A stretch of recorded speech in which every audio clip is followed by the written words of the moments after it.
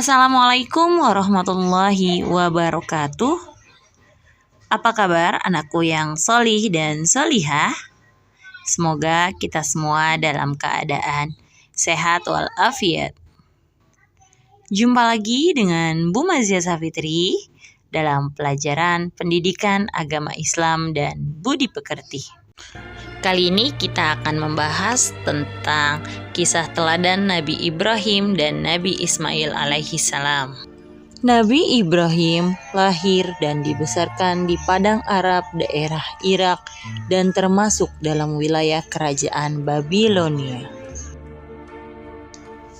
Pada saat itu rakyat Babilonia menyembah berhala. Ayah Nabi Ibrahim yaitu Azar bin Tahur bekerja sebagai pembuat patung. Dia sering diminta untuk membantu menjual patung-patung tersebut. Patung-patung tersebut dijadikan sembahan mereka. Allah memberi Ibrahim pikiran cerdas, kritis, serta keberanian. Ibrahim bertanya dalam hati, "Ayah, mengapa ayah menjadikan patung itu sesembahan? Bukankah patung-patung itu ayah yang membuat? Bukankah patung-patung itu tidak bisa mendengar doa kita?" Dia berpikir keras, siapakah sebenarnya Tuhan yang patut kita sembah, kita mintai pertolongan dan perlindungan. Allah membimbing Ibrahim untuk memahami Tuhan yang sebenarnya. Mula-mula Allah memperlihatkan langit-langit yang penuh bercahaya di malam yang gelap. Ibrahim berkata, "Sungguh indah, inilah Tuhanku." Setelah pagi tiba, langit menjadi terang, bintang-bintang itu pun menghilang. "Oh, bintangnya menghilang. Aku tidak suka Tuhan yang menghilang. Itu bukan Tuhan." Pada malam yang lain, Ibrahim melihat bulan terbit sangat menawan. "Oh, sungguh indah, inilah Tuhanku." Setelah pagi tiba, bulan pun tenggelam. "Ternyata yang ini juga bukan Tuhan. Di manakah Tuhan yang sebenarnya? Kalau Dia tidak memberi petunjuk kepadaku, aku pasti tersesat seperti kaumku." Di kesempatan lain, Ibrahim melihat matahari terbit, sinarnya begitu terang. "Ini dia Tuhanku, Dia yang paling besar." Di senja hari, matahari pun tenggelam.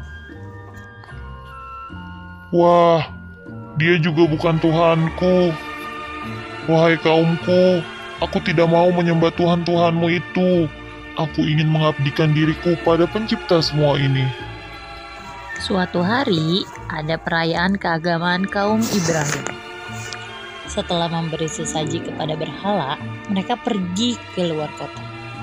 Ibrahim tidak mau ikut rombongan itu. Diam-diam dia datang ke tempat pemujaan itu yang berisi banyak patung. Dia melihat banyak makanan sesaji yang masih utuh di hadapan tiap-tiap patung. Ibrahim bertanya kepada patung, "Kenapa kamu tidak makan?" Ibrahim kemudian mengambil kapak dan menghancurkan patung-patung itu dan menyisakan sebuah patung yang paling besar, lalu mengalungkan kapaknya pada lehernya. Ketika kaumnya pulang, mereka melihat patung berhala mereka hancur. Sontak mereka berteriak kaget. Gempar, seluruh kampung bergegas semua orang, terutama para pemuka kaum menuju tempat pemujaan berhala. "Oh, siapa yang melakukan ini pada Tuhan kita?" "Kami dengar ada anak muda yang membenci Tuhan kita. Ibrahim namanya." "Bawa ke sini anak itu." Maka Ibrahim digiring ke hadapan pemuka kaum, disaksikan halayak ramai. "Apakah kamu yang menghancurkan Tuhan-Tuhan kita, Ibrahim?"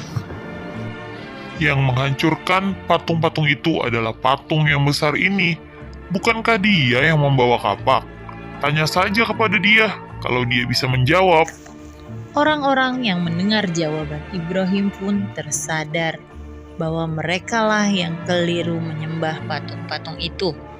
Tapi kekafiran yang sudah mendarah daging membuat mereka memutarbalikkan kebenaran. Kamu kan tahu dia tidak bisa bicara, apalagi bergerak menghancurkan patung lain. Berarti kamulah yang melakukannya. Jadi, mengapa kalian menyembah patung yang tidak bisa berbuat apa-apa? Melindungi dirinya saja tidak bisa, apalagi melindungi kalian. Akhirnya para pemuka kaum berunding untuk menghukum Ibrahim. Beberapa orang mengusulkan untuk membakar Ibrahim hidup-hidup. Maka penguasa pada saat itu, Raja Namrud, memerintahkan untuk membuat tempat pembakaran Ibrahim di tengah lapang agar bisa disaksikan orang banyak. Ibrahim pun diikat lalu dilemparkan ke dalam api. Api menyala, berkobar sangat panas. Allah berfirman, "Hai api, dinginlah dan menjadi keselamatan bagi Ibrahim." Maka ketika kobaran api yang dahsyat telah padam, keluarlah Ibrahim dengan segar bugar, tidak terbakar sedikit pun. Pakaiannya juga utuh. Ketika sudah diangkat oleh Allah menjadi Rasul, Nabi Ibrahim dengan sabar mendakwahkan ajaran Allah. Bangsa Babilonia waktu itu menyembah dewa-dewa. Raja mereka, Raja Namrud, dipercaya sebagai keturunan dewa. Namrud adalah seorang yang cerdas dan kuat kepemimpinannya. Semua itu membuat dia takabur dan berlaku kejam. Dia menganggap dirinya sebagai Tuhan yang harus disembah. Mendengar dakwah Nabi Ibrahim, Raja Namrud mengundang beliau ke istana. Tentu tujuannya untuk menghentikan dan menghukum Nabi Ibrahim. Lalu mereka berdebat tentang siapa Tuhan yang harus disembah. Siapakah yang kau anggap Tuhanmu itu, Ibrahim? Apa kekuasaannya? Tuhanku adalah yang menghidupkan dan mematikan. Aku juga menghidupkan dan mematikan, dan aku berkuasa untuk mengampuni dan membiarkan mereka hidup. Allah menerbitkan matahari dari timur.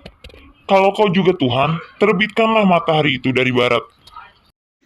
Raja Namrud pun tercengang dan terdiam mendengar jawaban Nabi Ibrahim. Dia kebingungan bagaimana menjawab tantangan dari Nabi Ibrahim. Demikianlah Nabi Ibrahim berdakwah dengan membuka akal pikiran manusia tentang Tuhan seluruh alam. Ada suatu peristiwa ajaib yang menunjukkan maha kuasanya Allah. Setelah Nabi Ibrahim telah diangkat menjadi Rasul, yaitu ketika beliau bermunajat kepada Allah. Ya Robbi, perlihatkanlah kepada hamba bagaimana engkau menghidupkan yang mati. Allah Subhanahu wa Ta'ala berfirman, Belum percayakah engkau kepada kekuasaanku? Hamba percaya, tapi hamba ingin hati hamba yakin.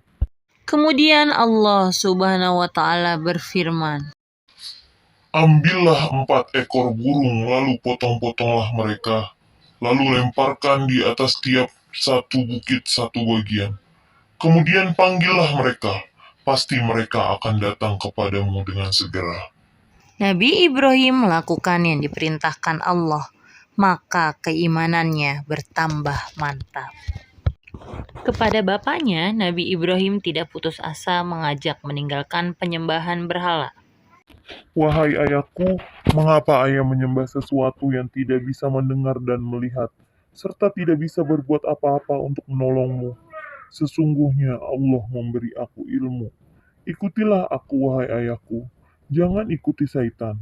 Aku takut engkau akan ditimpa azab. Pergilah, tinggalkan aku. Selamat berpisah, ayah. Semoga keselamatan dilimpahkan kepadamu. Aku akan memohonkan ampunan dan hidayah untukmu.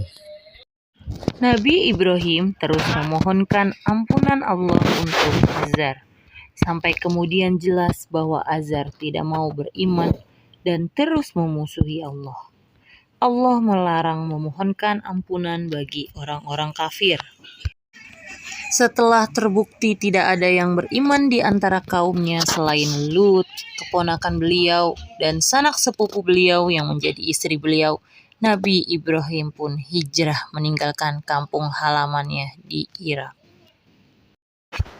Demikian penjelasan dari Ibu, kurang lebihnya Ibu mohon maaf.